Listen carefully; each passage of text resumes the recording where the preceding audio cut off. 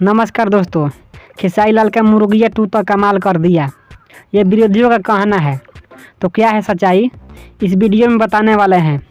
तो वीडियो को इसी मत करिएगा, वीडियो को पूरा देखिएगा। पवन सिंह के पुदीना 2 सॉन्ग पर बिना एड लगाए हुए वो गाना ट्रेंडिंग पर आया था और अभी उस गाने पर 32 मिलियन व्यूज आया है और 7.5 लाख इस गाने पर लाइक मिला है।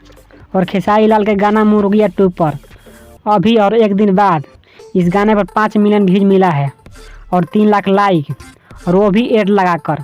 तो आगे कौन है आप लोग इसी से अंदाज़ा लगा सकते हैं।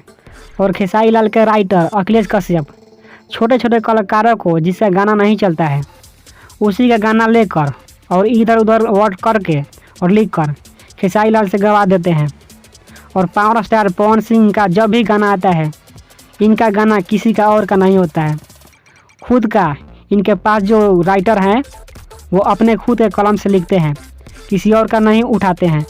और पवन सिंह का जल्द ही नया गाना आने वाला है और एक नहीं 4 गाना आने वाला है। तो आज का खबर यही था दोस्तों। अगर आप लोगों को वीडियो अच्छा लगा होगा तो एक लाइक करना और चैनल को सब्सक्राइब करना ना भूलिएगा। जय हिंद, जय भारत।